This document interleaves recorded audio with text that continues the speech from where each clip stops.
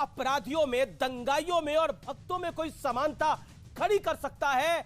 यह सवाल बड़ा लाजमी है और देश के हर शख्स से मेरा एक सवाल है आज।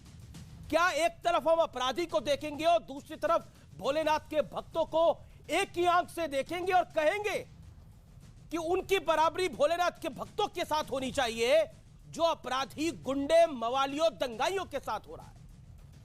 आज आर पार की शुरुआत में मैं उन तस्वीरों से करता हूं जिसे देखकर भड़काऊ सियासत के तमाम सुरबा आग बबूला हो गए हैं। पहले तस्वीर देखिए जिसमें कांवड़ियों पर फूलों की वर्षा हो रही है। दूसरी तस्वीर देखिए जिसमें सीएम योगी खुद कांवड़ियों के रूट का हेलीकॉप्टर से जायजा ले रहे हैं, फूल भी बरसा रहे हैं। तीसरी तस्वीर देखिए जिसमें उत्तराखंड के मुख्यमंत्री पुष्कर सिंह धामी कांवड़ियों के पैर धो रहे हैं। यह सनातन आस्था का सम्मान है। लेकिन यह तस्वीर देखकर ओवैसी आग बबूला हो गए हैं, गुस्सा हो गए हैं।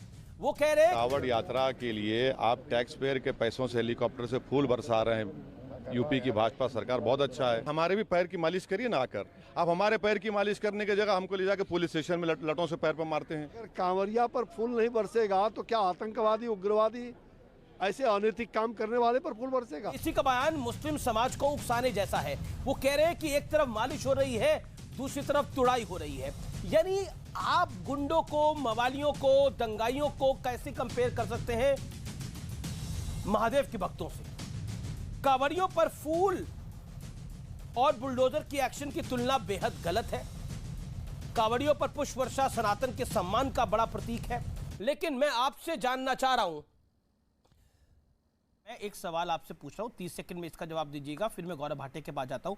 आपने एक समानता ड्रॉ करने की कोशिश की कि देखिए एक तरफ तो फूल बरसाए जा रहे हैं टैक्स पेयर के पैसे से, आपको लग रहा है फूलों पे बहुत खर्चा हो रहा है टैक्स पेयर के पैसों का, और दूसरी तरफ तुड़ाई हो रही है। मैं आपसे ये जानना चाहता हूं तुड़ाई किसकी हो रही है?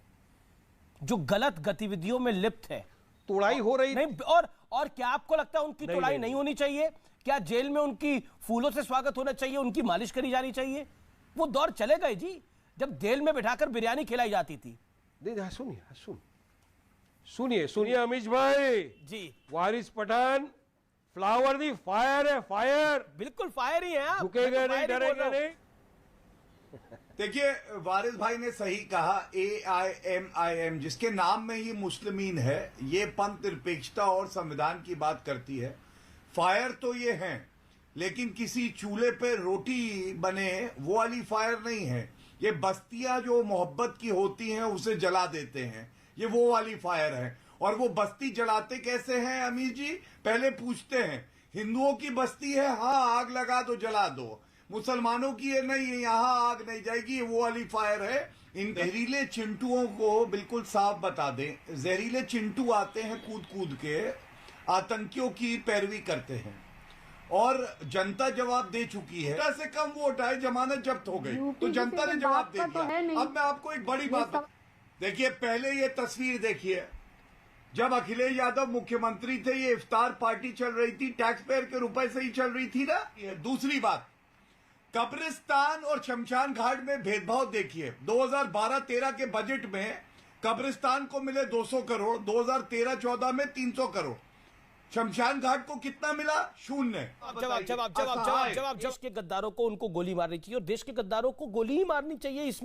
इसमें प्रॉब्लम क्या है? मतलब इसके अंदर, इस स्टेटमेंट के अंदर गद्दारों की बात हो रही है, किसी उस व्यक्ति की बात नहीं हो रही है।